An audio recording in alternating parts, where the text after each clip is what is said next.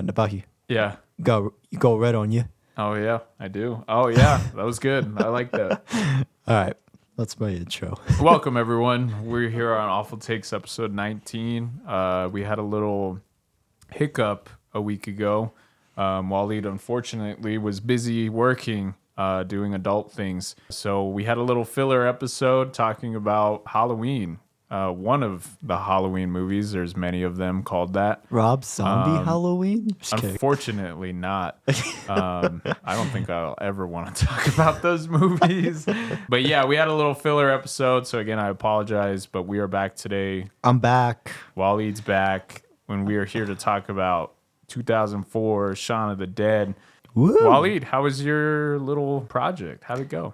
It was a lot of fun. Like any set that I go and work on, it's always like a fun experience. I always learn like at least one or two new things. I mainly did boom operating for the set that I worked on, so it was a lot of me carrying the microphone and a lot of me doing different stances like I'm at a exercise class, but it was a lot of fun.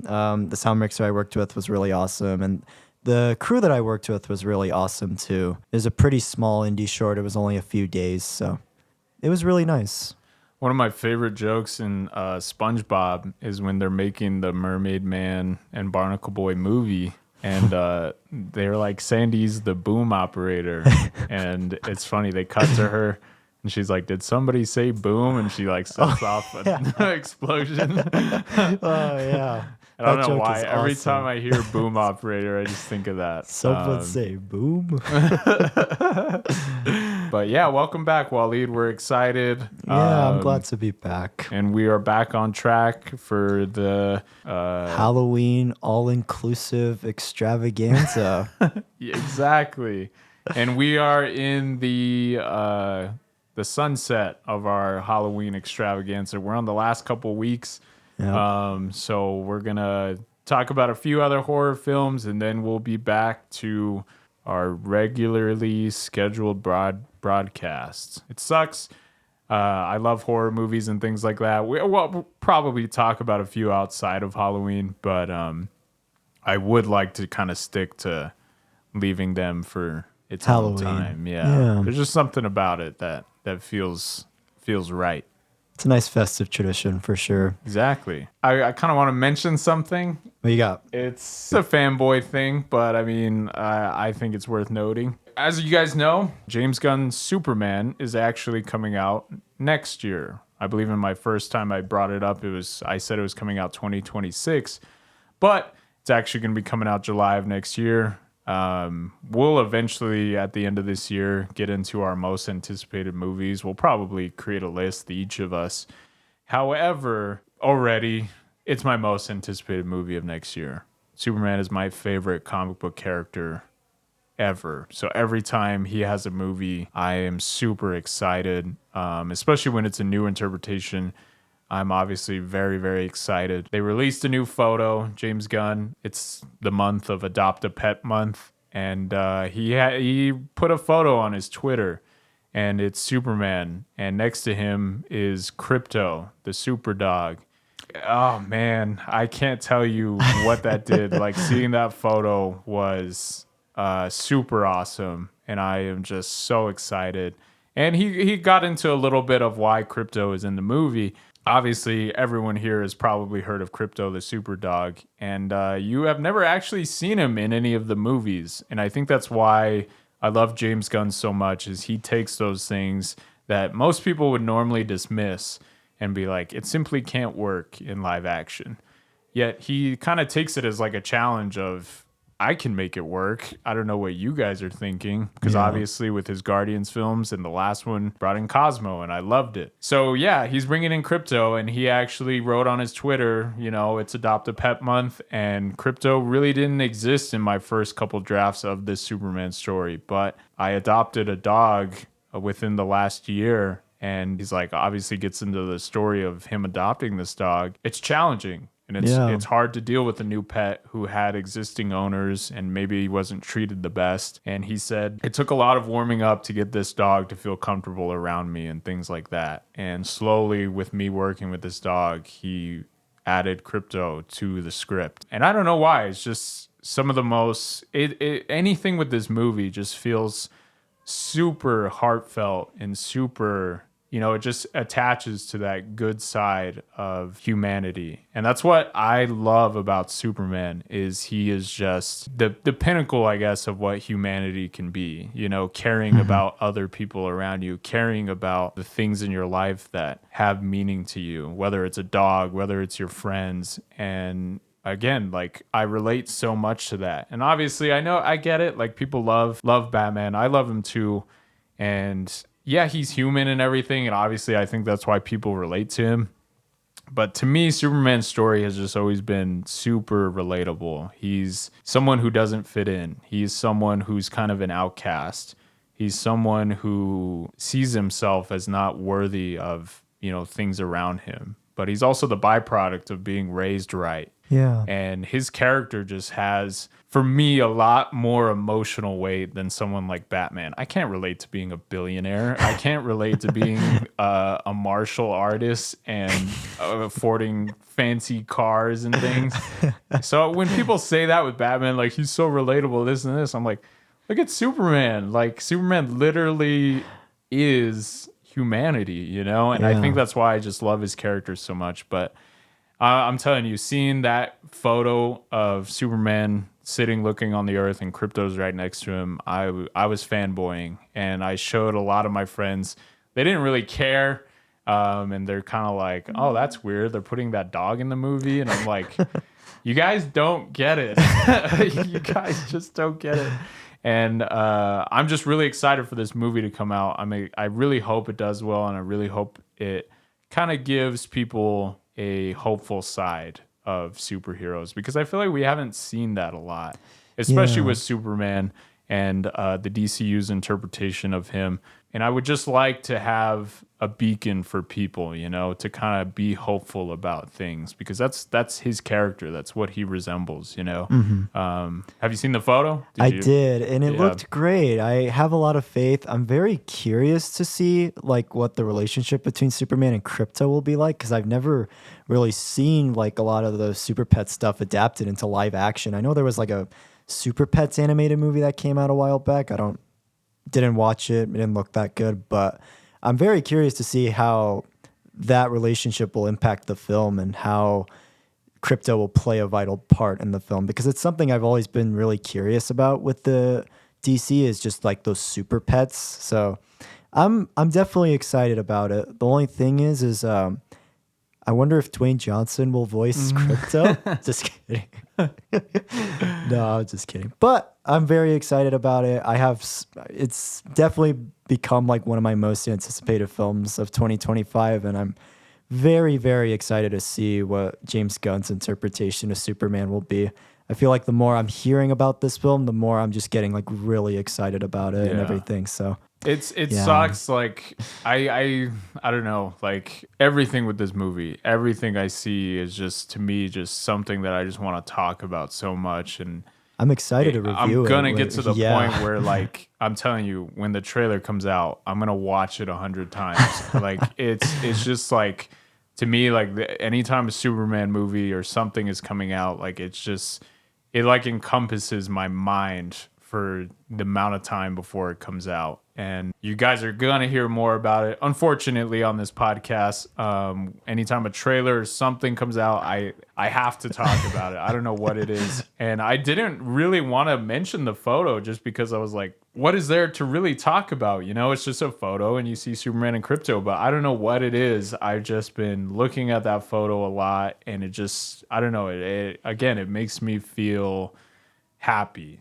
And I don't know what it is with anything with the Superman movie. It fills me with like a sense of joy. It has me so curious too, especially because like now with like the Snyderverse and that whole DCEU thing kind of being over, and with James Gunn taking over, I'm just like so curious to see what direction the DC universe is going to be going into next. And I'm just like, I have so much faith, and I'm super excited, especially after seeing Guardians Volume 3. I'm like, James Gunn can just do no wrong with superheroes, honestly. Yeah. any of his interpretations, I'm just gonna be super excited for. But it feels nice to have someone behind the lens who understands Superman and is Yeah. not just using him as a juxtaposition for someone like Batman, who's obviously super popular and super mainstream right now. I don't know. I feel like we kind of need Superman a little more. You know, we need to, especially in today's day and age. There's a lot to be, pessimistic about. There's a lot to be, focused on the bad stuff. The But negativity of everything. Superman Yeah. inspires hope, and I feel like we need that right now, and that's one of my main reasons why I'm super excited for this movie. And yeah, anything that gets announced, I'm telling you, I already have a Superman shirt. I saw it and I bought it. Once the comic, like, it's cool. James Gunn he's putting together like a compilation of all the comics that he uses source material for this movie. Okay. And it comes out later on this year, and I'm just super excited to buy it. Obviously, I already own a lot of them because one of them in there is All-Star Superman, and that's my favorite Superman story ever. Cool. So he's using that as like a basis for how he wants this to feel, and I think with him using those as references, it's going to turn out really good, and I'm super excited. So again, sorry to fanboy for the first couple minutes, but if you haven't seen the photo, please look it up. If any of you guys are dog owners, I hope it read James Gunn's little story that he wrote in his Twitter, because everyone here has felt that at some point.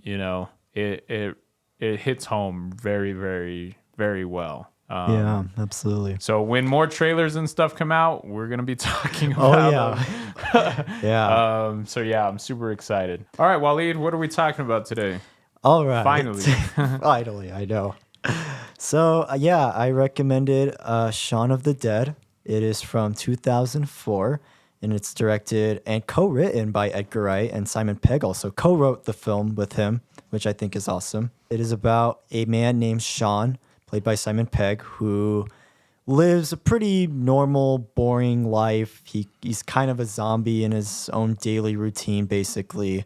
However, the day after they get hungover, him and his friend Ed, the zombie apocalypse happens and chaos ensues and a bunch of crazy stuff happens, and I'm excited to get into it. Just to give a bit of like crash course on Edgar Wright and my love for Edgar Wright and how I discovered this film. So Edgar Wright is a filmmaker for me that I have loved for a long time, since middle school.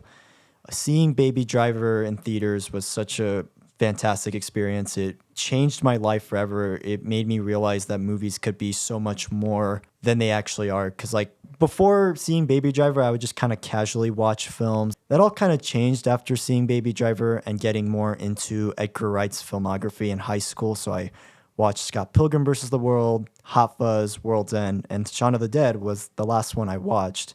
And that was where I realized, I was like, I didn't know you could watch movies over and over again, and you can still pick up on new things, and you can have new perspectives on films and everything. And Shaun of the Dead was the one I actually surprisingly watched the least out of the Cornetto trilogy.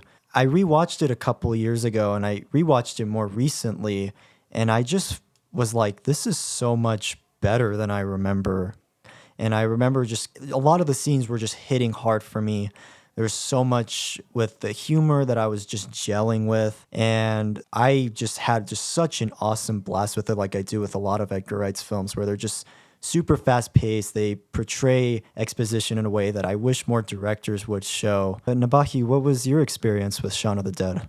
Shaun of the Dead actually was a movie that I remember when it first came out, hearing about it so much. And it was one of those movies that always kind of existed in my mind, yet I'd never actually like kind of seen it, It's just, it was so, I don't know, it just caught on with pop culture in general at the time, and really just, it was one of those movies that just always eluded me. My first exposure to Edgar Wright was Hot Fuzz. I was with my aunt. My grandpa was in the hospital. I remember we were in the hospital, and my aunt had her laptop. She had a handful of movies, and she was like, here, I wanted to show you this movie. And it was Hot Fuzz. I was really young at the time. Probably shouldn't have been watching it with some of the violence, but I was a kid. I mean, at that point, I had seen like Terminator, and Alien and all that stuff. So I was accustomed to violence, so I was fine. But I remember seeing Hot Fuzz, and I really loved it. And I saw it, and then when I went back with my family, I forgot the name, and I remember I always wanted to recommend it to my brother or sister, and then Edgar Wright was kind of out of my mind sphere for a while. And then eventually when I started buying movies and Blu-rays and things, I saw Hot Fuzz and I was like, oh my God, I love that movie. And I bought it and I watched it. And then I started looking up more about Edgar Wright and his other films. And then that's when it popped in my mind, like, oh, he did Shaun of the Dead. That was a movie I heard about so much. And I bought it and then eventually watched it. And my friends were super into like Edgar Wright and British dry humor and things like that. So they had always talked about Shaun of the Dead as well, and the whole Cornetto trilogy in general. But watching Shaun of the Dead for the first time was just awesome. It was just like everything that I loved about Hot Fuzz was put into that movie. But again, it's through a different lens and through a different story, Mm-hmm. Hot Fuzz was very much that kind of mystery, detective kind of thing. And it's super cool and awesome. And that's why I loved it. But Shaun of the Dead obviously is very different. Yet they have so many similarities with the humor, the directing, the actors. Yeah. So it was cool seeing them in this new light and everything. And yeah, I absolutely loved it. And obviously you look back on it now, it really is just a pinnacle of the zombie genre in general. Like if you were putting together like a top 5 zombie movies, I'm sorry, but I feel like this one deserves to be in there. Yeah. It really lands a lot of humor and has that funny viewpoint on zombies, yet it still feels like relevant with the story and things it was portraying. A lot better than some of the other spoof horror zombie movies that would come out. They weren't bad, they were okay, but they never really stuck with you compared to this movie. Yeah. And the fact that this movie is now 20 years old, I'm like, it was really ahead of its time in terms of a lot of stuff, but it was very popular at the time. So yeah, I just enjoy this movie so much. And I'd mentioned it on the podcast before of like a movie that blends genres and things well. Yeah. I brought up this movie because Edgar Wright is just on a different level when it comes to blending like comedy, horror elements, romance, drama, heartfelt drama. It's shocking watching this movie. Like I'm telling you, rewatching it, I was like, how is he doing this? How am I laughing at one point and then feeling sad? And then not only that, it touching on something with this romance and things. And not only mentioning that, there were some scary parts too where I was like, oh shit, that's kind of scary. Especially towards the end, which we'll get into. But we'll get into it, but it's just mind-blowing seeing Edgar Wright's ability to do that. Like, I can't even begin to think about how you take on this challenge. And obviously we'll get into it, but for me, Edgar Wright is one of the masters of having visual comedy and using editing to your advantage in comedy and doing different payoffs, gags, and things like that with film. Yeah. Most of the time, people will watch comedies and things like that, and it's just very simple. They write out a joke with a payoff, pretty standard. Yeah, Edgar Wright does transitions, edits that really are funny. He uses the filmmaking to his advantage to portray comedy in a way that I feel like most other comedic movies don't really do, Yeah, and he uses it as like an awesome foreshadowing tool also, like there will be lines in the film that you would think are kind of throwaway lines, but then they come back in a play later and it's like, oh, smacks. It's like, you don't even realize. It's like, there's almost kind of like a omen. Like there's like a great example of that where like his, Sean's flatmate is like, he tells Ed, he's like, yeah, you're going to be living in the shed in a few years and you're going to be dead basically. And it's like, oh, that comes back into play later in the film. So I'll start. So the film starts off, this really great, like kind of mystery detective type of song plays. And it's like, you see Sean's face, which I think is like the perfect way to start the movie. You just see him like smoking a cig, drinking a beer. He seems like really spaced out. He almost feels like a zombie in like this film, basically, which they play a lot of jokes into later, which I love. And you see him talking to his girlfriend, Liz, and you see that like he's not in the best spot with her. You can tell like she's not in a happy place with Shaun. And I love that the film shows this really quickly on, that they're not really like a perfect couple. And I thought it was just perfect to show that and start the film off like that. And then we obviously get into like the intro sequence, which has to be one of the coolest intro sequences I've seen in any movie, with this like really fantastic like little electronic music. And it shows like a really awesome camera movement where it's like it's going to the right and you're just seeing like all the employees, and you see like some of them walking as like zombies, which I thought was awesome. And even like just the employees that they show in the intro sequence also come into play later, like the clerk lady, where she ends up being like the first zombie that Shaun and Ed find out about. And I also just think like the way it transitions from one scene to another, the wipes he does are like really, really awesome. And I really, really love that a lot. And then afterwards, we kind of see Shaun's daily routine, which is shown through these like really quick cuts.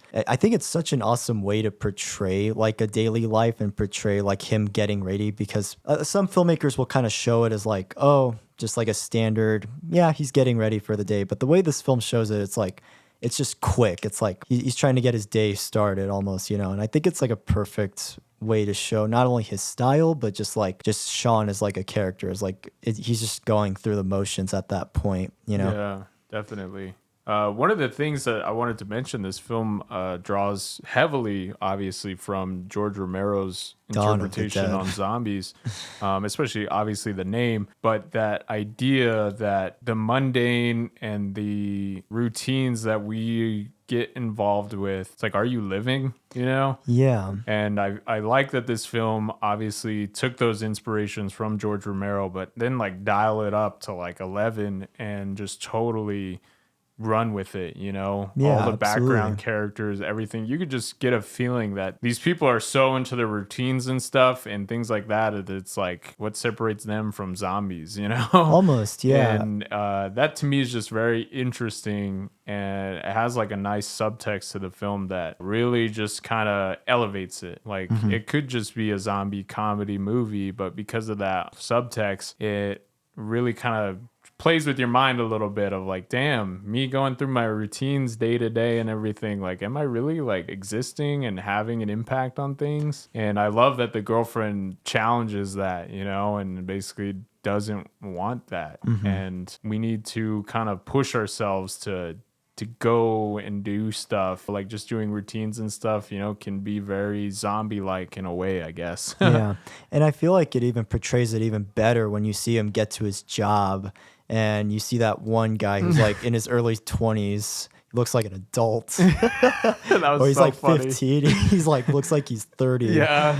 But he tells him, and there's a great line where he's like, it looks like you're doing nothing with your life almost, you know? Yeah. And he's like, Shaun almost doesn't even respond because he's like, he realizes like he's 29 and he's still at the same job that he's probably had for like the last 10 years. Yeah. I feel like that, even just working like a job like that, makes you a zombie almost, you know?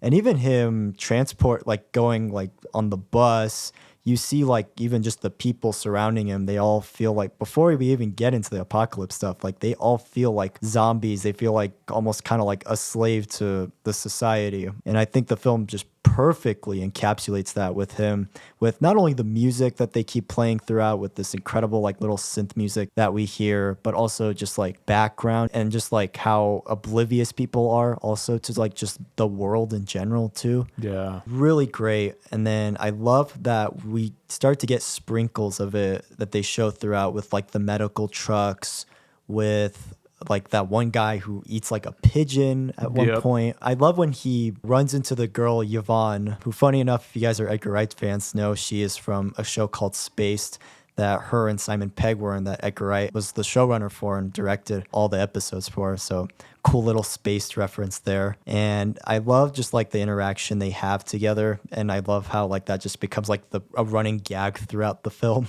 too, that I'll talk about later. And so, yeah, great intro sequence. And again, it just shows how like oblivious Shaun is, that he forgets to like set up a dinner for him and Liz because they want to go somewhere else.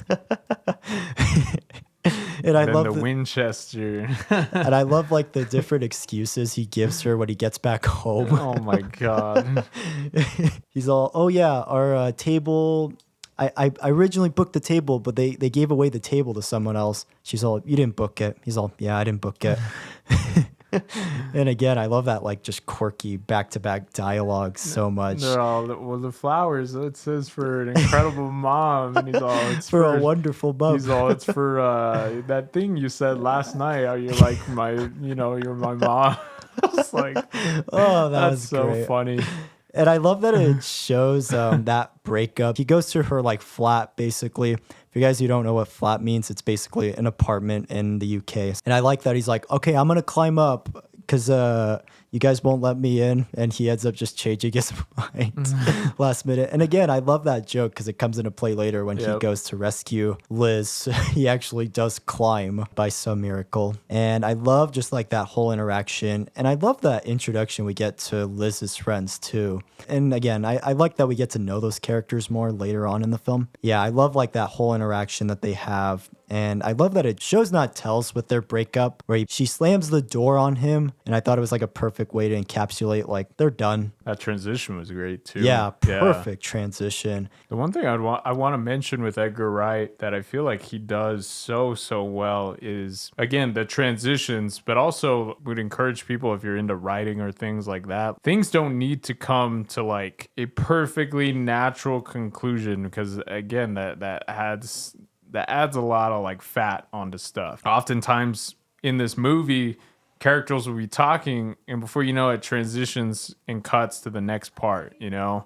Yeah. And I feel like most normal writers or things like that, if you're starting out, would be like, well, they have to get up and they have to leave the location and things like that. This movie very much shows that once you get out the things you need to have with these characters, fuck it, why not just jump to the next thing, you know, and make it work, you know? Like, to me, that's an Edgar Wright staple that I love so much, is they're in the pub and they're talking, and then before you know it, it cuts to the next part, or like you said, they were breaking up, and then it just immediately cuts to the door closing, things like that. It's just like, you don't need all that unnecessary, like, they go into a place, they sit down, they leave, you know, things like that. I love that this movie trims out a lot of that if it's unnecessary. Exactly. And it's a great way of showing fast-paced storytelling too, which I feel like Edgar Wright is just the master when it comes to that, you know, and just showing exposition in a really creative way, either through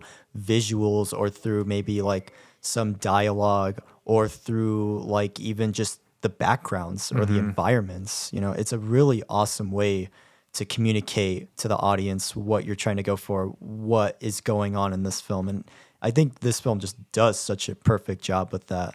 He ends up getting broken up with, and they go back to the Winchester, which plays a vital part in the film. And I love how Edgar Wright uses locations and everything. He puts such great emphasis on this Winchester and how it comes into play later on in the film. And I love just how like the Winchester is almost like a character in of itself, but just like the props that are there, like the gun, like the machine, like even the jukebox, which is played as a joke at first, and then it's like, whoa, it comes back into play later again in the film, which I know I sound like a broken record, no pun intended, but that was one of my favorite comedy lines, was it plays that song after he's broken up, and he's all, it was it's on shuffle. It was on shuffle. I died. His delivery was so funny. And I love his orangutan impression too. It's so good. And it kind of just goes to show you, just like, even though, he's kind of a deadbeat, and he kind of ends up restraining Shaun back from like being a better person, because he's kind of like, I see like the Ed character as like the young, youthful, you don't want to change. You want to just be free and do whatever you want. And I love that, like, that's another great friendship that I'm glad is expanded upon more, is like you see that Shaun is kind of a deadbeat and he doesn't really do much with his life because of his friend. And you even see, like, with his flatmate, he's like, dude, get rid of him. Like, he's just a freeloader basically. And I love that, like, you get to see that relationship throughout. And I like that you see that Shaun gets increasingly more and more frustrated with him to a point where he almost just blows up on him, you know? Yeah. Such a hilarious scene. And I love how they show the zombies, where Ed says a really funny line of like, it's not the end of the world. And then Yeah. shows, the camera shows to the right, the guy knocking on the door, and they're like, sorry, we're closed. And they just make the assumption it's just like a drunk person. Yeah, and great background and foreground stuff going on in this film, because that whole time you kind of see that shadow over Sean's shoulder, you know, in the window, kind of moving Yeah. up, and your eye catches it. And there's other times like that in this movie where they use background and foreground really, really well. Some other filmmakers might just cut or, you know, show a different side. You know, I really like that. I appreciated it. Yeah, and I love when they leave the bar too. You see, like, at first you were thinking they're like making out, and then you see like the guy's head like fall off, which was so honestly kind of scared me a bit. I was like, "Whoa, what?" And I loved when they hear the guy go, and they're all, That was great. such a perfect way to end that scene. And then they're playing some, it's not hip hop, it's electro, prick. I love that scene a lot. And again, it shows like kind of like how much his flatmate is bugged with like them. Love his line delivery. That guy gives such a fantastic performance in the film. And I love, again, with the records, he throws the record outside. And again, I love that it shows later they end up throwing the records at like the Yeah. yeah, so I love that. And again, it kind of shows more how much people don't really like Ed all that much, and how he's kind of just more of like a nuisance to a lot of people.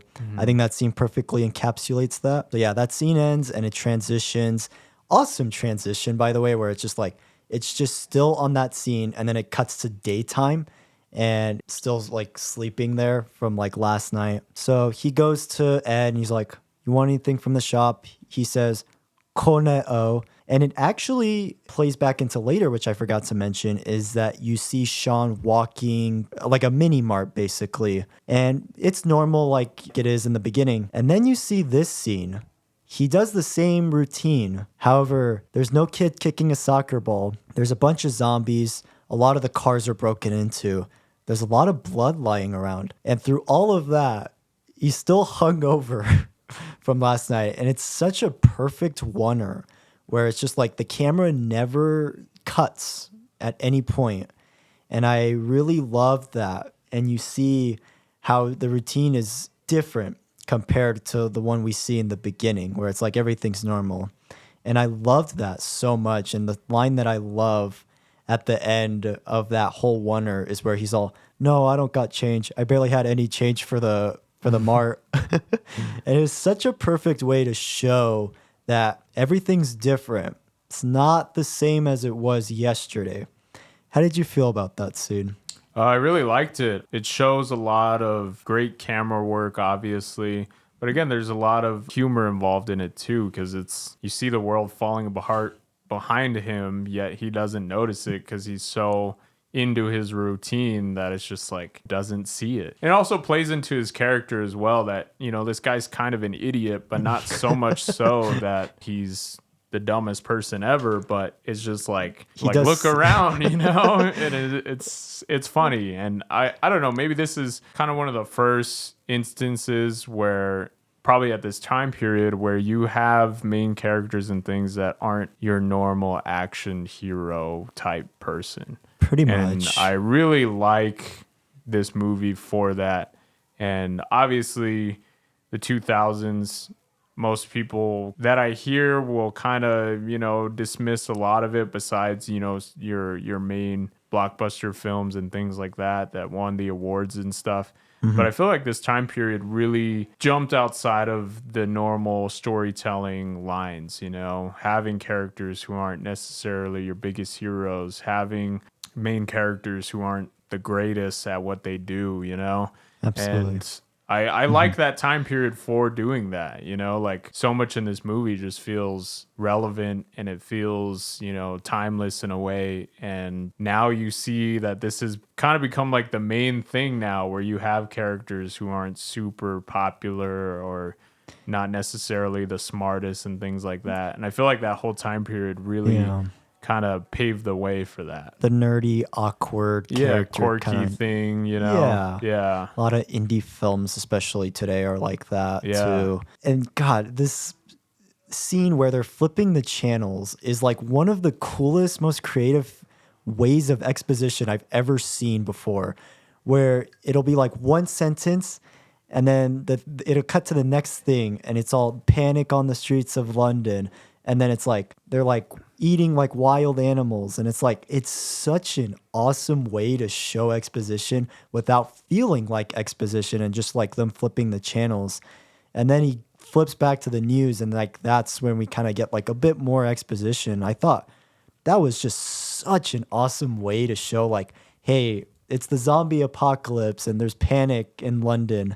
How did you kind of feel about that exposition? Yeah, it's a great character moment of, again, like you're just trying to stimulate your mind in some way to, you know, that's what the character wants. He's trying to find a channel, but in doing that, you're not only showing that character side of wanting to satisfy himself in a way with, you know, stimulation through TV.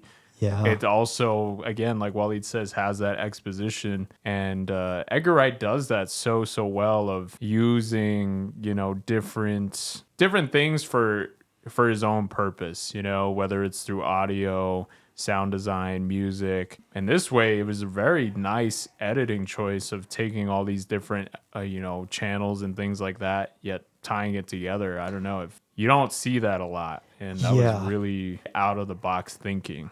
And it was awesome too, because it's like it shows like that subliminal messaging type of thing also that I feel like really encapsulates kind of just like the state of like the world that they're in this movie. And I thought it was just really awesome and really creative and well done. There's a really funny bit that they show throughout where their flatmate keeps getting bugged, that they keep leaving the door open. And you see the consequence of them leaving the door open because the zombie ends up coming in, which was really funny payoff. I thought that was hilarious, and a PSA for not leaving your doors open pretty much. And that's the thing too, is like they kind of put it in a real life situation where it's like these two are kind of stupid, like you were mentioning, but they kind of show it in like a situation of like, okay, what if there was a zombie there? And I love that like they just get a bunch of items and they just start throwing things at the zombie because they hear from the TV that the only way to kill the zombie is through the head or through like a gun, like a headshot. And I love that like they throw the record, and there's a really funny line result. That was the second record I ever bought, which came into play earlier because the flatmate basically threw it out pretty much. And I love that like that record comes into play in this scene. Basically get like the case of records and they're just going through like a bunch of the records. He's like, Sign of the Times? No. Purple Rain? No. Batman soundtrack? Yeah, throw that one. And that was like such a, not only just great music references, but just such a really funny, creative way to just kind of show the situation, even though it's like a much more dramatic situation. They end up going back into the house and they just decide to start like taking a car. They decide to have a plan. Yeah, that whole sequence was just really funny. They come up with a plan after, and obviously it always goes back to the Winchester. They go and it shows it in a really funny way where they keep having to repeat it over and over again, but they show it in like different, faster, quicker ways, which I really loved a lot. And again, that exposition thing, and like sometimes you see that in films and it's like it takes up like 30 minutes of the film where they have to like show the plan that they're going through, and it's like, okay, that's the plan. And it's like, you didn't need to spend 30 minutes with that. So I love that the film just goes through it really quickly. And like each time he mentions it, it's like a different version of the plan. So funny. And there's a funny line that he says where they're like hitting the dad because they're making the assumption he's like a zombie through like the phone call the mom gives. And he's all sorry. And he just keeps saying sorry quicker. And I love that. Absolutely hilarious. I love the scene too previously before where he calls Liz to make sure he's like okay. And it shows his character that like even through the breakup, he still does care about her and he's just more of like a caring person more than anything, even though he didn't have the best relationship with Liz. And I love the line where he hangs up the phone and he's like, "Oh, she's engaged." And Ed goes, "Oh, she's engaged? That was quick." He's all, "No, like engaged and like they're like in this situation or something like that." I forgot what it was, but I thought that was like a really hilarious scene. It was like a hilarious way of like misunderstanding somebody too. I thought that was like a great portrayal of that. I like the whole comedy of, you said, like them going through their plan and story and everything, just like visual stuff. But then again, like each time, like they're like, well, what about this? You know, so then the story changes and the characters kind of adapt to that situation. It's some people could be watching it and thinking like there's not a lot going on, but it's like the humor and everything really just kind of drives what you're seeing, you know?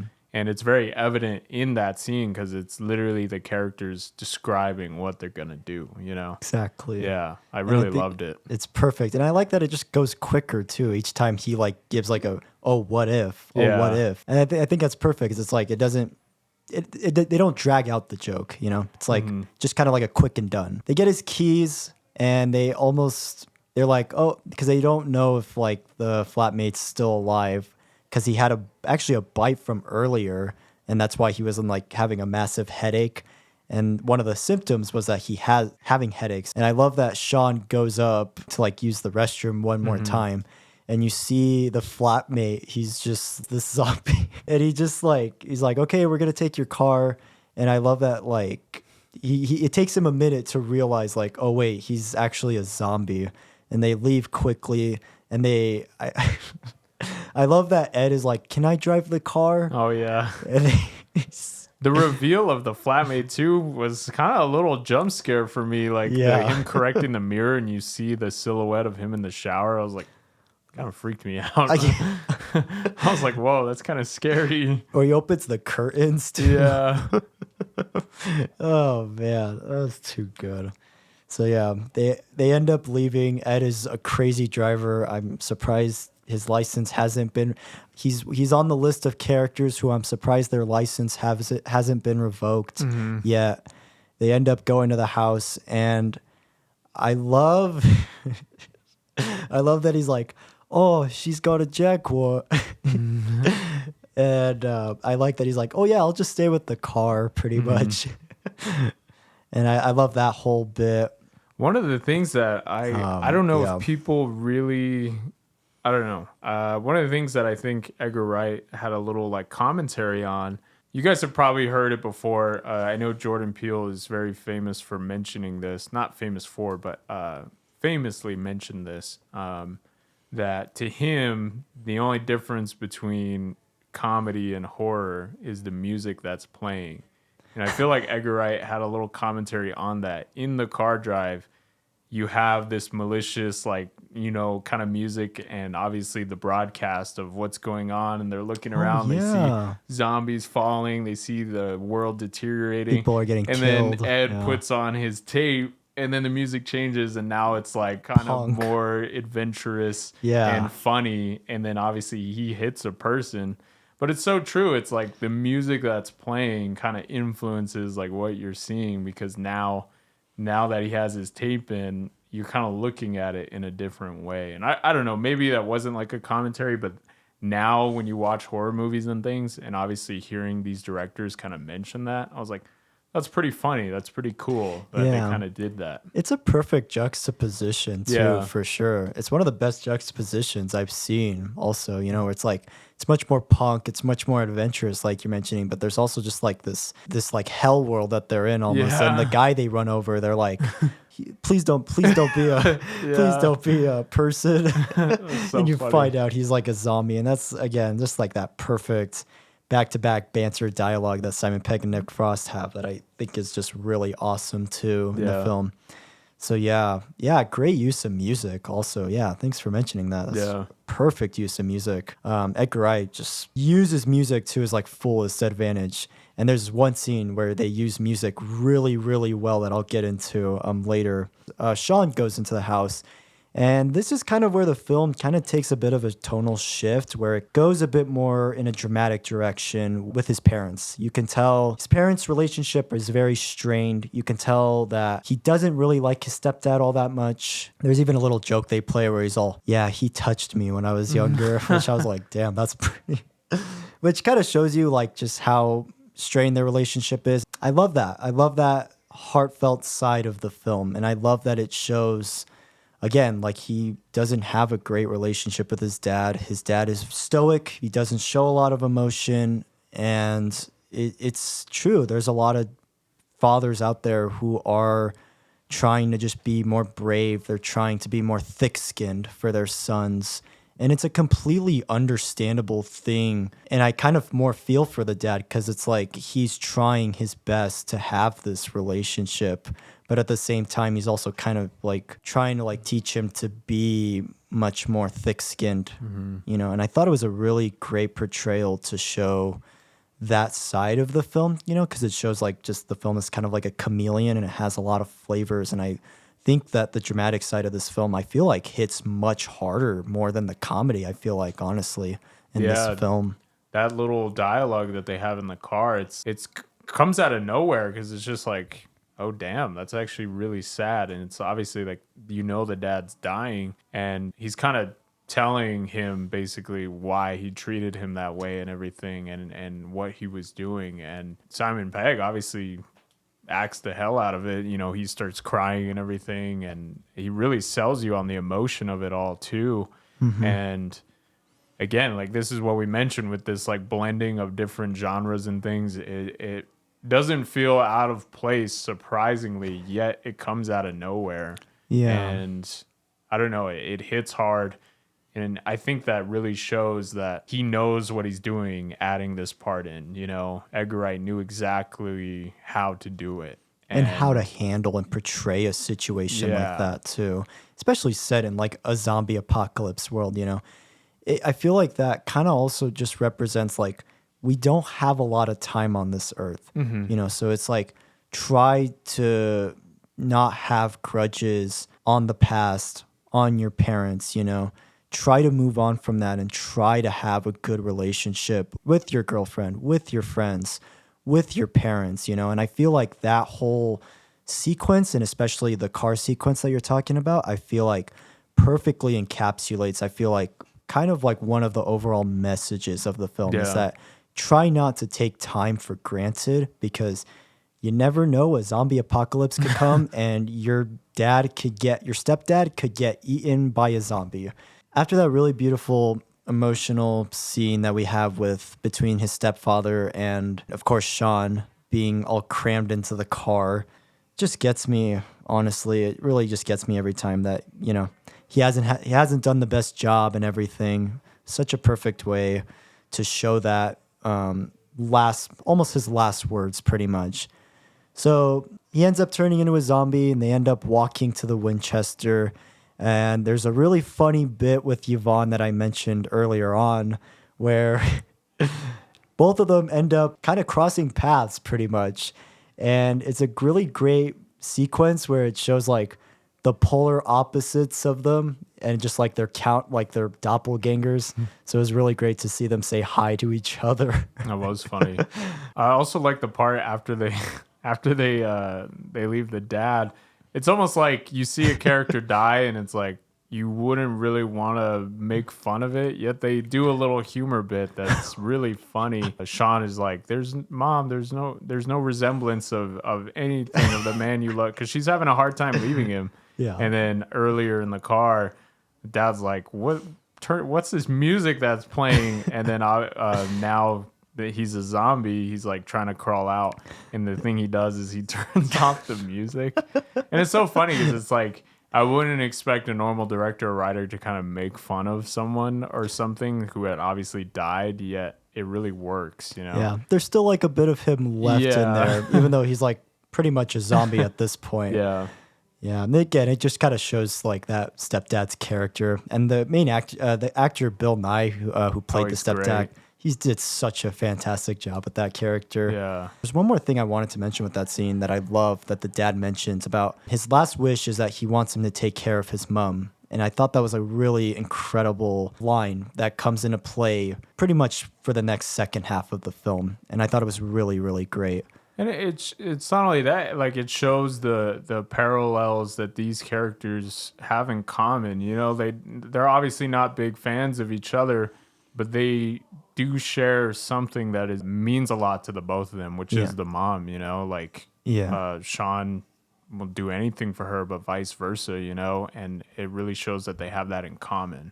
And I guess that's something that it's hard for people to obviously, you know, step parents and things like that, but you have a lot in common with each other, you know? And it's like you don't really realize it until you start having conversations with each other and until Yeah, you start to get to know each other. exactly. And Sean didn't really do that, because he just had such a grudge with him and he was just comparing him so much to his dad and like his original dad and everything. And it's like, that's hard.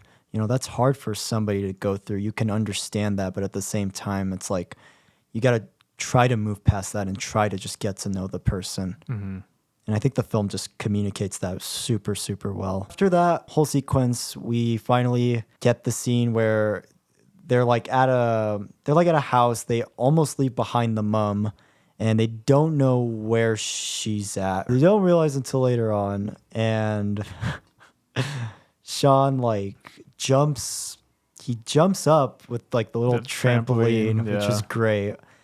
And they try to attack the zombie. There's another really fantastic zombie sequence. This time it's a bit more serious compared to like the first time Yeah. or the last couple of times with the zombies.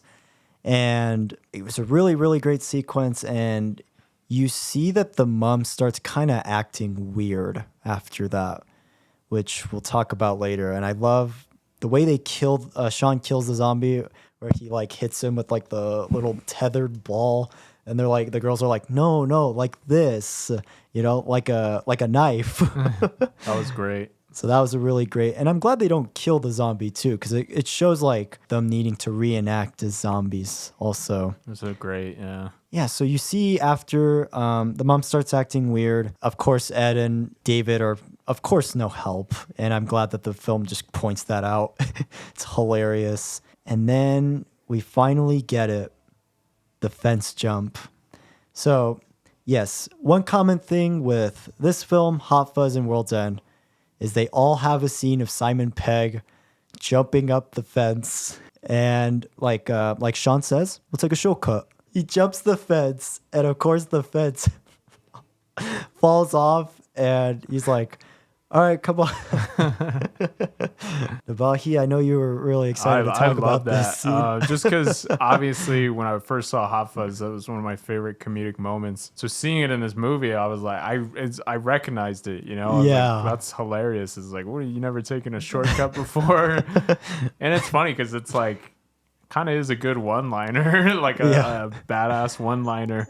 But then obviously the funny thing is he just falls and it doesn't work out. So yeah, I just really love that. And it's gag humor and it is a bit more slapstick, yet it fits so naturally with the character, Yeah, especially because it's like the last part was like him jumping over the fence with like a trampoline. So now Yeah. you kind of see like, okay, without the trampoline, how would he actually jump over the fence? Yeah. So I feel like that's kind of why that scene I think is really funny and why it works for me so Yeah. much. Another thing too that I feel like also is great that happens in the scene is where they're trying to reenact as the zombies, and I like that like the side character of the girl, I like that they're not just side characters and they actually have personalities and there's like more to their character. So I love that like she gets to shine. Diane ends up, because it's funny because there's a throwaway line where she's like, where Sean basically was like, oh yeah, she was a failed actress. But now you kind of get to see her directing all these people and you kind of get to see like her acting talents somewhat shine in that scene. And I thought that was like such a perfect little foreshadowing thing that I was like, I didn't even expect it and I didn't even notice it until watching it for this episode. I was like, Oh, damn. That's like really cool, actually. And I love that it just shows your character and how like they're all trying to be like survival of the fittest in a zombie apocalypse through everything, even though it is much more comedic. Yeah. And especially the one thing I really like, and it really draws into that, like I said, the visual humor. They're close to the Winchester, and then they're basically, it's over the next fence. So they're laying out the plan. We're there, you know? And great visual humor is him going up on that slide, yet the camera stays like focused on the slide, and you just see him like walk up it, and he stands there for a little Yeah. bit, and you just see his legs come back down. And I don't know, like it's again, it's visual humor. They didn't need like a comedic beat there. You could just have him go up and then show what he sees, but it's like just the idea of them focusing on that toy slide, and you just see him go up and just stop and stand there and then just come back down. I don't know, it's so funny, and it's again like visual humor. Like it doesn't just feel like a character saying a joke or having, you know, a slapstick scene. It really is just the situation and the gravity of everything of, yeah, there's a lot of things over that fence.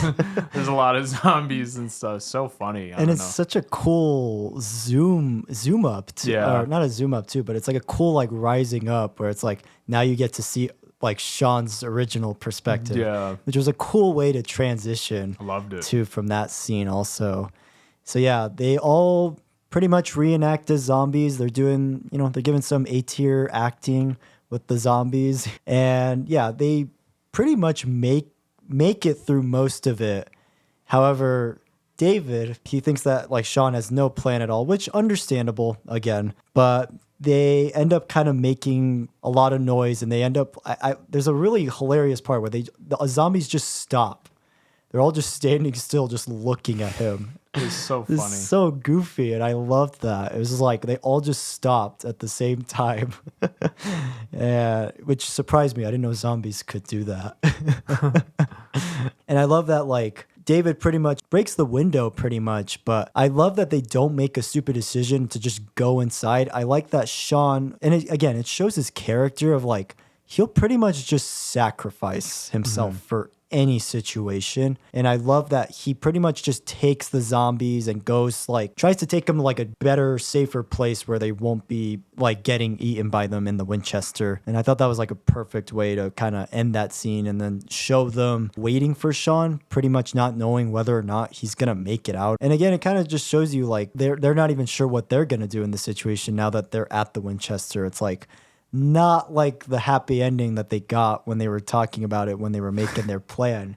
You get to see the aftermath of it, and it's perfect. One thing that I wanted to touch on with the Winchester, and I guess the whole story in general, now that I'm 28, I have like a new viewpoint and appreciation on this movie that I guess I probably just didn't understand when I was younger. Them having like a bar or something that they always go to is something that I sympathize with so much, because I'm like, now that I'm older, you do have that place where it's just like, oh yeah, that's where we always go. That's the place, you know? Yeah. And seeing that with Shaun now, obviously he's like 29, I'm 28, and I was just like, that actually really hits really well with me now, because it's like all me and my friends and stuff, we have that one bar, that place that we all go to, you know, that is just like, you know, it's just always there, you know the people there, you know everything that goes on there. And it's just that touch of realism that I really appreciated, and I couldn't understand when I was younger, yet I love it now, and I'm like, wow, I really like that. It's really cool. Yeah, it's like a safe space for them, I noticed. It's almost like they're in their comfort zones. At least like Shaun and Ed are in their comfort zones when they get to the bar. And it's like when Liz and his friends are there, it almost seems as like they're almost uncomfortable in the situation. And I love that like it shows that different contrast with the characters, and you see them almost the conflict they have where it's like now they're all in the same room together, and it's like they start kind of questioning everything. They start, and it never feels forced in any way. It feels very natural to just like the progression of the film. And I was really surprised about that rewatching it. I was like, and you see like David pretty much just like explode and pretty much just tell them like straight up, like doesn't want anything to do with them. So then we get to probably the hardest hitting scene in the film for me, and the scene that almost made me cry was you find out that the mom was bitten by a zombie. And you actually find out through the bouquet of flowers that the mom gets, and you see actually she put a flower in the sleeve to hide the bite mark. So Liz pretty much finds out, and they realize that one of them has to kill her.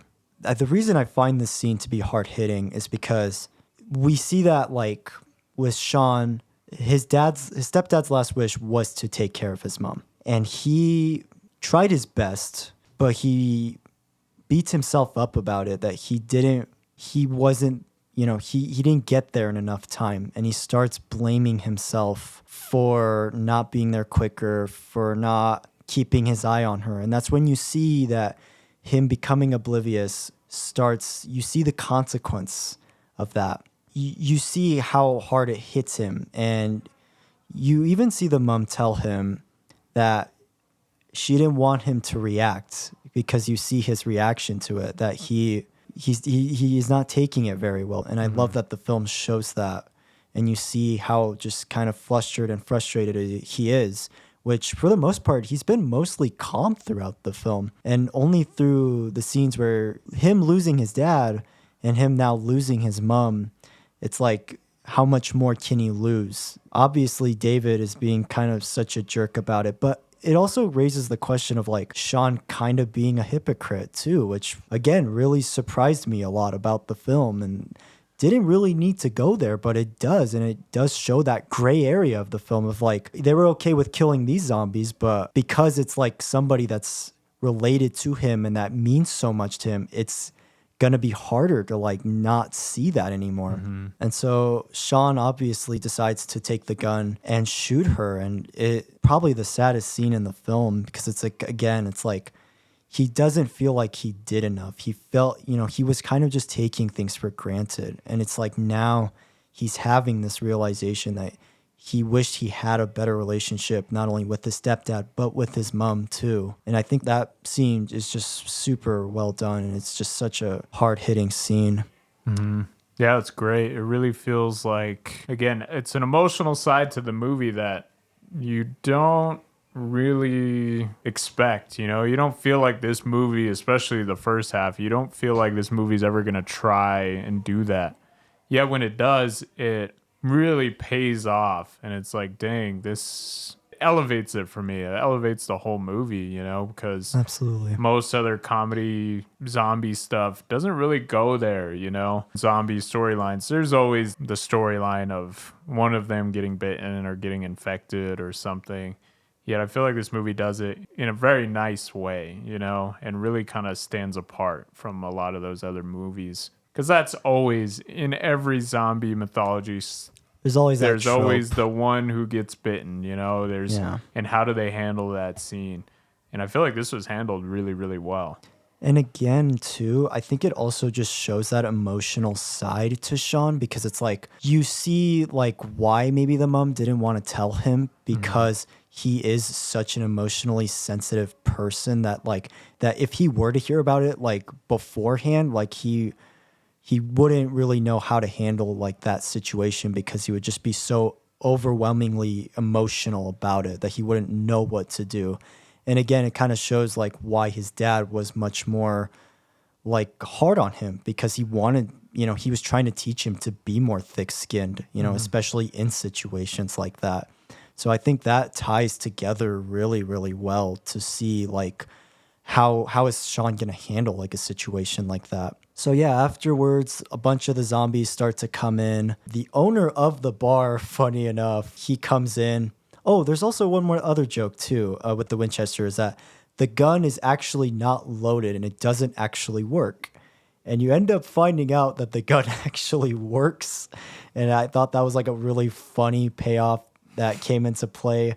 And I love how the gun plays such a vital part in this next sequence that we're going to be getting into. And so the owner of the bar comes in, the electricity starts to come back. One of my favorite uses of music comes into play in this scene. So all the electricity comes back on, the jukebox comes on, and Queen's Don't Stop Me Now plays. So they, instead of using the gun because they don't want to attract more zombies, they get the pool sticks right when the having a good time comes in. Shaun, Liz, and Ed all start hitting him with the pool sticks. And the way it syncs up with the music is one of the coolest things I've ever seen. It is so awesome. And I love how, like, even though he's a bigger guy, they're trying their hardest to, like, try to tire him out. And I love how, like, none of them can figure out how to turn off the, like, electricity because they're trying to prevent getting more zombies in. And I love that, like, right before the guitar solo comes in with the song, they push the bar owner in the jukebox and it just, like,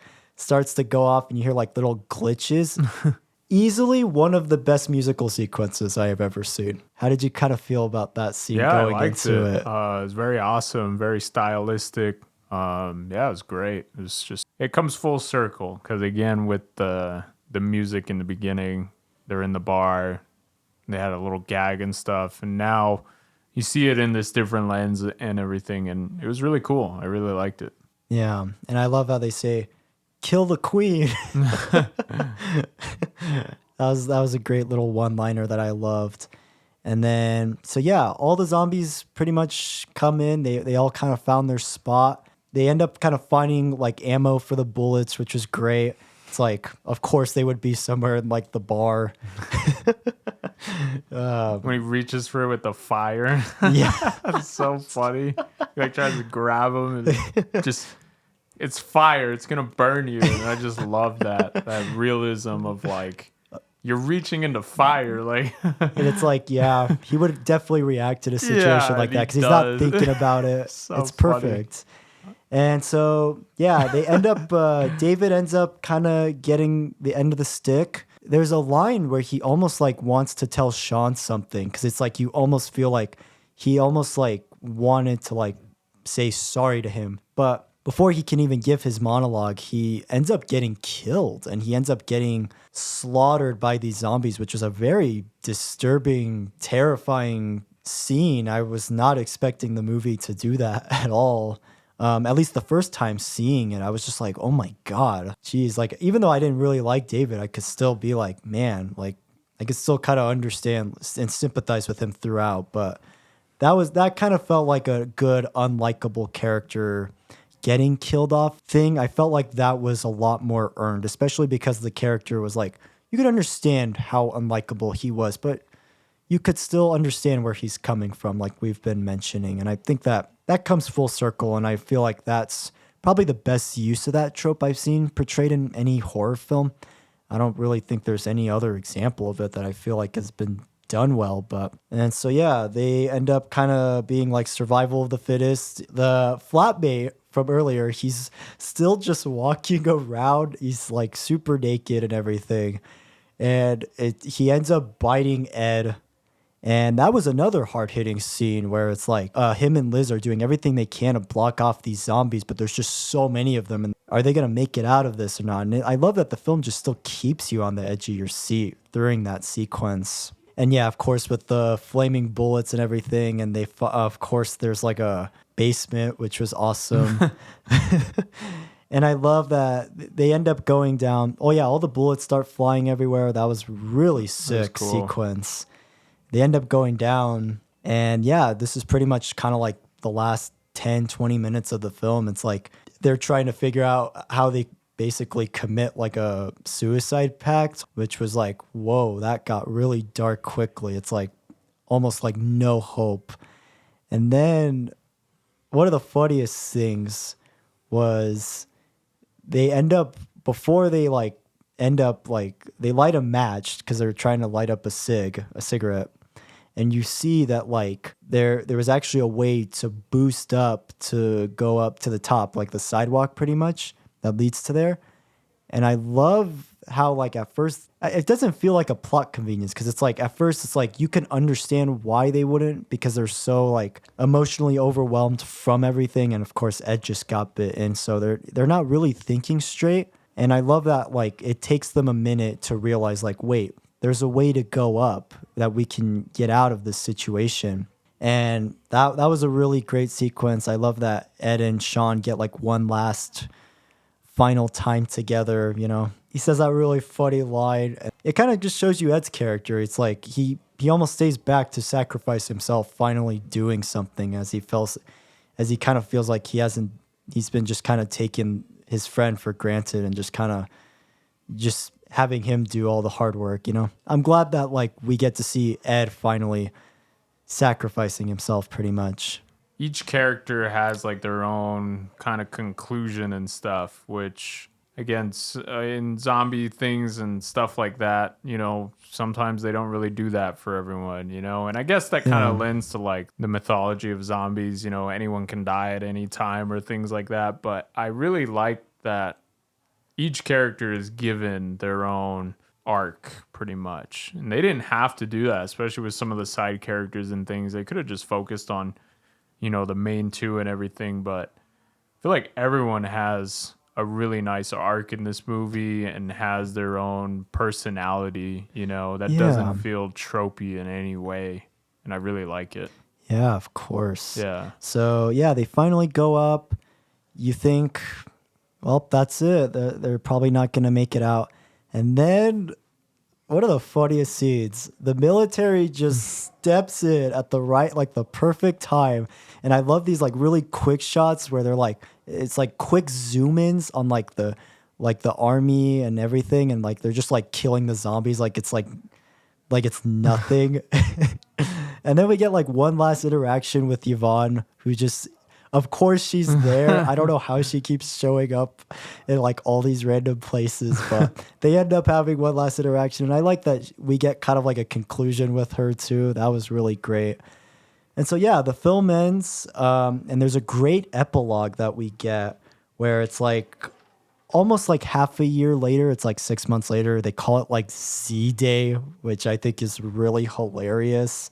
I love that like the whole film shows, again, the exposition is like you see like the aftermath of like you see the clips on TV and how the UK has been reacting to it. And I like that the film is just small scale too. You don't see it like a worldwide, you know, because you see that in a lot of zombie flicks is like it's always worldwide, but I like that it's just grounded into like the UK almost. You just see how it affected this country, you know. And I like that like some of the zombies are like seen as like employees now, or they're like on these game shows. There's a really funny Coldplay cameo where they made an album dedicated to Z-Day, which I thought was hilarious. And I love that it just puts it in like a real life situation. It's like, how would like the UK react to like a zombie day like this? And I thought it was just a perfect way to kind of show that and tie that off. Especially because like a lot of the news segments in the film were like perfect ways to show exposition. You even see the news anchor. He's all, I never thought I would ever have to say pulling the head out or shooting it through the head.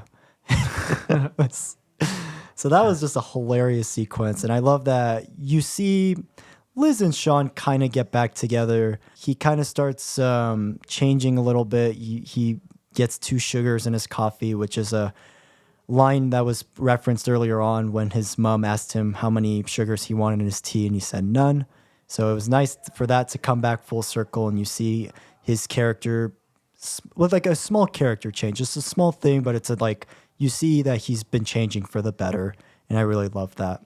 And then there's one other thing in the ending that I love so much, and it shows that I think it shows it very perfectly, like the Babadook, where you see Ed in the shed and he's a zombie and you see he's been taking care of him and he's still playing video games with him. I feel like it is a perfect representation of like Shaun's inner childhood in that shed. It's not overtaking his life, even though, yes, he's moved on from a lot of the grief and a lot of the trauma that he dealt with on Z-Day. He will come back to that like inner child in him every once in a while, that free youth that he is not going to let out, you know, and that maybe he won't show too much to his girlfriend. And it really surprised me a lot. I was like, he could have just left Ed there, but it just kind of shows you how much Ed means to him. And even though he is somewhat letting him go and somewhat moving on, he'll still come back to him every once in a while, even though he's not the same Ed that he used to be and that he's like a zombified version of him now. How did you kind of take that ending?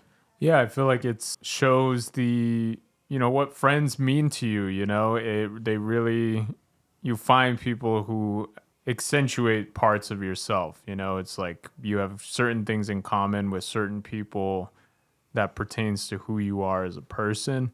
And yeah, I really like that. I really like the, obviously relationship that him and Ed have throughout the story, and retaining some resemblance of that. I feel like is just, it's nice, Yeah. it really hits.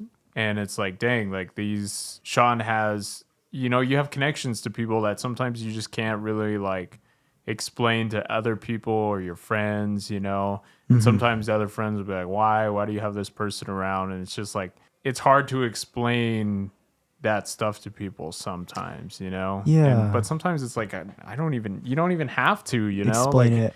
it's like, it's my friend, and it's like, we have things in common and things like that. I don't know. I really like that though. I really like that ending. I really did too. And there's actually a funny line where David is all, "Oh, is that your boyfriend?" He's all, "He's not my boyfriend." And he's all, how much do you want with your drink?" He's all, "Oh, this much, babe."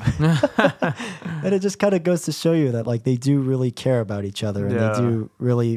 they have a friendship love for each other that maybe he didn't really have too much with like Liz, And you see that he does get that with Liz at the end, but he's also he still does really love Ed a lot, and he still does mean a lot to him. Yeah.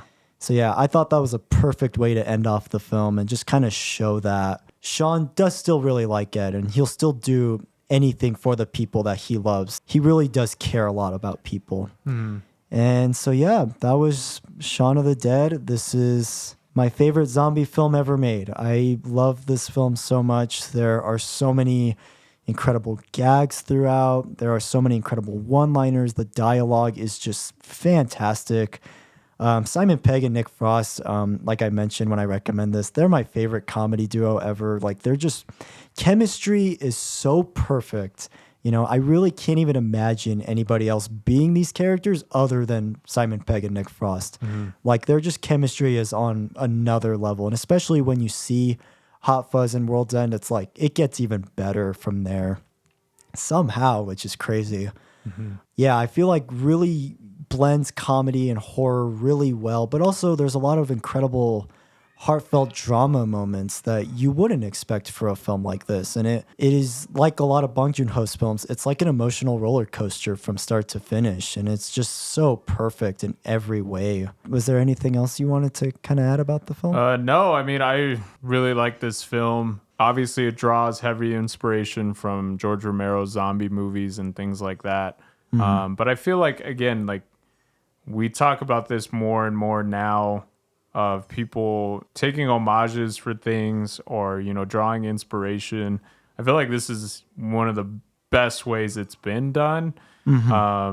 Taking inspiration, obviously, from great sources and things like that, but putting your own spin on it is, I think, just the most important thing to do.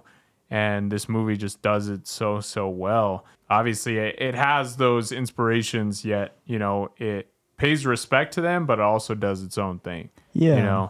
And I feel like more filmmakers, especially nowadays with things getting interpreted and More people paying homages to like older films too. it's like you can do it, but have something to say, have something to take it in your own direction, and put your own spin on it. I think is just super important. And yeah, I feel like Edgar Wright really is one of the masters of blending all that stuff together. I really love this movie. And again, like if you talk about top 5 zombie movies, this has to be in there. Like it really just does everything so well. And the movies that followed after it in that zombie comedy type of realm, they never surpassed this movie. This movie really Not really. did everything super, super well. I feel like the only other time that zombie comedy worked for me was probably Zombieland. I was gonna say, yeah, Zombieland was pretty good. I liked that. But yeah, this movie has that emotional side that you would never expect, especially through the first half. Like Yeah. it really does it well.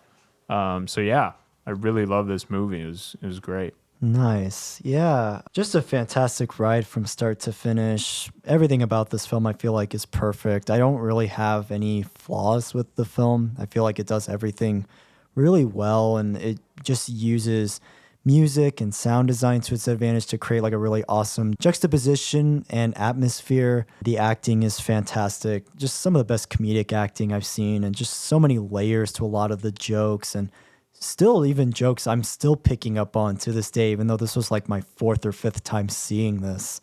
There's so much to pick apart.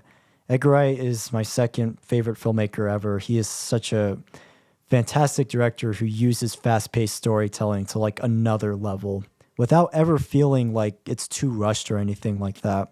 So score-wise, I'm gonna give it a 10. It is a fantastic film. It is genuinely perfect, and a film that I will continue to just rewatch over and over again. And I feel like we'll even hit harder when I get older for sure. So yeah, I'm thinking a 10. This movie really did pave the way for a lot of stuff. It takes advantage of the zombie apocalypse story and just puts great characters in the mix, and blends all these genres together super well. Uses its budget to its full advantage. I see movies nowadays with, 5 times the budget, yet they feel very low budget. This film doesn't feel that way. And I think it's Edgar Wright's ability to what's going on in the lens and how do I make that convincible? Because this budget was like $6 million, yet it feels That's like crazy. you're really watching a zombie apocalypse Yeah, happen. feels like it's costs much more. Exactly. And damn, like you're watching a really, really great filmmaker who deserves to be in that A tier list right now. Like, I don't think S tier list, honestly. I don't think people Yeah. realize that. Like, he really has his own unique style and his own unique voice. I don't really think he ever really misses, Yeah. So He hasn't missed yet for me. I feel like people need to put him in the conversation with some of the better directors alive right now. He really inspires a lot. And this movie just paved the way for so many things that followed after it. And I really like it. Score wise, I probably am thinking at like a 10 because I don't really have any problems or issues with this movie. I guess the only thing I would mention is some people coming into this, British humor can be a little bit of a challenge if you're not super into it. It may come off as kind of hard to interpret, but I feel like as far as British humor goes, especially dry pan humor, this movie, it works really well. Yeah, It doesn't feel too jarring at any point, because I know some people do have issues with that. And it's crazy to think that this was his second film too. This is the second movie he made before Spaced. I mean, he had one other show before this, which is a really great show. Have you seen Spaced? I haven't. Okay. Yeah, the first season is really, really great. It has a lot of like the Edgar Wright stylings in like a TV show format. So yeah, if you guys haven't seen that, you should definitely check it out. But yeah, Shaun of the Dead. This was fantastic. I'm glad we can talk about something a bit more comedic. This was horror is kind of a bit out of my wheelhouse. So this past month has been like just an open one door after another with just different horror films that I was unfamiliar with, and I'm glad I've checked them out, Wallied really is like a newborn when it comes to horror. Like he's shocked me with some of the stuff he has said. I'm like, wait, what? Like he said he hasn't seen like any slasher movies, and I was like, wait, what? I was like, what are you talking about? And I don't know, I was just like kind of mind blown. I was like, damn, like I had no idea you didn't watch a lot of horror movies. It was kind of crazy. So yeah, aside from like a few horror comedies, which is kind of, and just even a few like horror comedy musicals like Little Shop of Horrors and Rocky Horror Picture Show. All Like, the subgenres and stuff. yeah, like aside from like just like that comedic side of horror, I never really watched a lot of like horror stuff. Like, aside from maybe watching like a couple with like my parents, but like during Halloween, but that was kind of it, you know? So it's nice to just kind of be expanding my horizons a little bit more with horror and like just some of the better horror that's out there. So yeah, this has been like a lot of fun to do this extravaganza. So All right. Next time, it's probably going to be our last of the Halloween horror extravaganza that we've been doing. Oh man, this has been so hard. But what do we got? okay, this movie to me is just it surpasses the horror genre in every way. It's been hyped up to no end. People talk about this movie to this day. It's John Carpenter's The Thing. Finally. I recommend this movie to everyone I know. If you've talked to me at some point with movies or something, I have brought this movie up before. Like this movie, to me is just amazing. It delivers on all the scares. It has smart characters. Bob Botine's effects in this movie are the best that's ever been put to film. I will stand by that, and I'll fight anyone who says otherwise. Okay. The practical effects in this film are absolutely insane, and Wow. I cannot wait for more people to watch this movie. Like I don't know. I just love talking about this movie. So Cool. thank you guys for indulging me on the next episode. I'm just going to thank you ahead of time because I'm just going to be saying so many things about this movie. Like it had a super big impact on me when I was younger. And to this day, I still just always think about this movie. Wow. Yeah, it has one of the greatest soundtracks ever made. And it's easily John Carpenter's best movie. And I love a lot of his movies, but to me, this one just surpasses everything else that he's ever done. So yeah, it's a little hyped up. I'm sorry, but it deserves it. It deserves the praise. You know, I'm going to be getting into a lot of the stuff that I feel like people need to give appreciation for. It's inspired a lot of stuff too. So obviously I'll get into that in the next episode. So if you don't want to be spoiled, I know right now it's on Peacock. I saw it there when I was watching Shaun of the Dead. So if you want to check it out, it's streaming on Peacock if you have it. If not, I'm sure you can find it in a lot of places. I know at first for me finding a Blu-ray for this was a little hard over 10 years ago, but it's a lot easier now. Cool. It's not as crazy to find. So definitely check it out before the next episode because I'm getting into full spoilers. I'm getting into everything. I don't think you guys are ready. It's going to be probably a really long episode. I'm going to be honest. I have never seen this film. So next episode, this will be my first time seeing it. So yeah. When people say they don't like this movie, I get a little mad. I'm not lying. Like it really like it's. I have no idea what I'm in for next episode. Yeah, so, and that's one thing. Like I don't know that you guys are probably hearing more and more now. Is I watch movies all the time, and sometimes I'll watch them in parts of my life where there's some sadder things going on. Movies for me are just, I've heard the people say the phrase a lot, like, the movies or albums, things like that. Those things kind of raised me. And I guess that's my whole opinion on movies and music in general is they're an extension of who I am. And it's like my personality pretty much. Mm-hmm. And, some people don't think that with movies or music, and that's totally fine. I'm not saying that I'm better in any way, but when I really like a movie or music album or anything like that, I really tell people like they have that influence on me to where it feels like they almost raised me in a way, So yeah, I'm super excited. Cool. So please check it out and join us for the next episode, which is going to be our last episode of the Halloween season. It was a lot of fun. All-inclusive extravaganza. It was a lot of fun. So yeah. I'm super excited. And remember, it's the 87. I think it's 87. John Carpenter's The Thing. There's two other ones. There's an older one that came out in the 50s. So I guess this is probably my favorite remake or reboot or whatever. Oh, okay. And then there's one that came out in 2011 that wasn't so good. So make sure you get the right one. 1982, John Carpenter. And it stars Kurt Russell, and he's absolutely amazing in it. So Oh, yeah, nice. Jack Burton. he's back.